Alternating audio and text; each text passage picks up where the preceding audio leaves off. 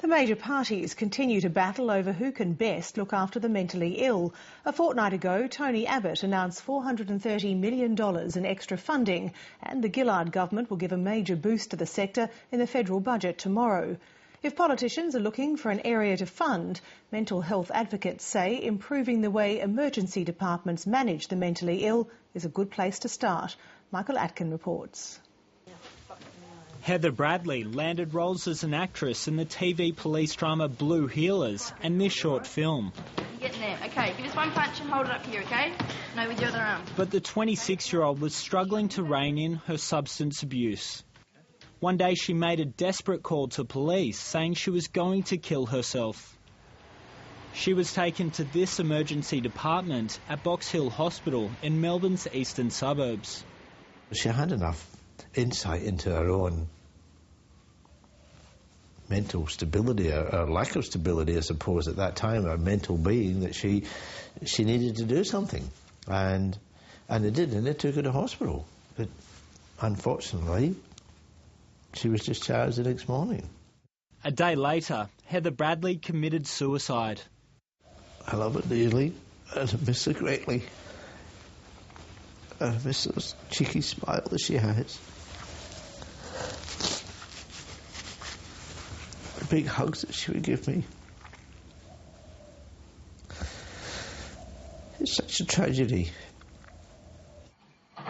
His daughter had a long history of self-harm and suicide attempts requiring medical care, and John Bradley believes more could have been done to keep her alive.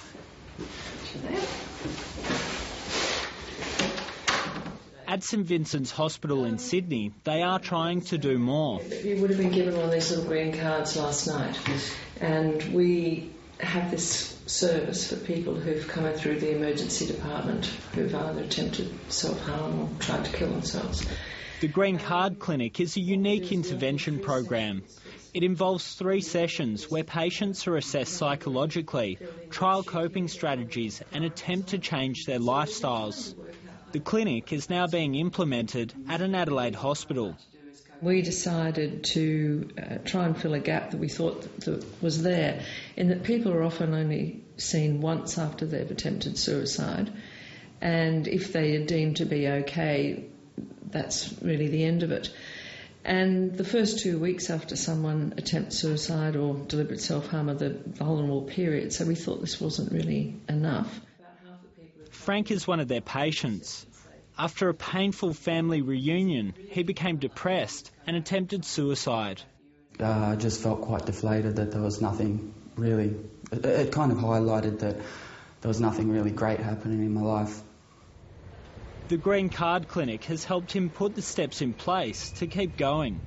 If you're, feeling low or the thoughts of suicide do pop into your mind, you feel now like I've got something to live for, or I'm only halfway through my process of making my goals happen. So it's given me purpose to go on.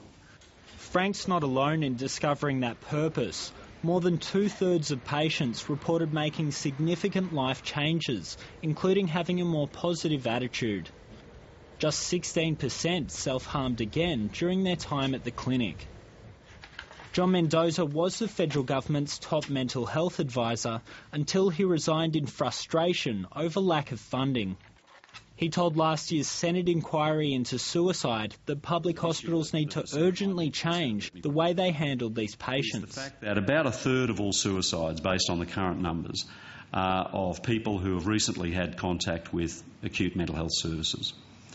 We know that along with the problems with access to care, the quality of care is a key factor.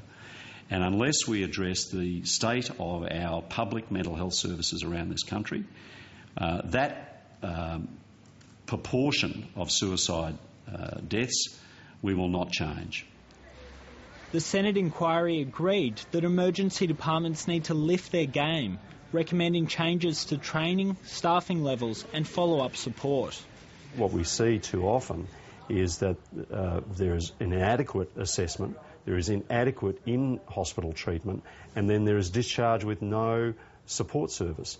So it's unsurprising, in a sense, that we see so many accounts of suicide as a consequence of that failure of care, and repeat episodes of self-harm, serious self-harm requiring hospitalisation.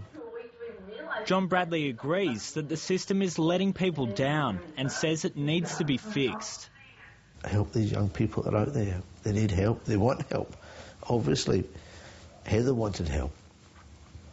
Just wasn't there for her.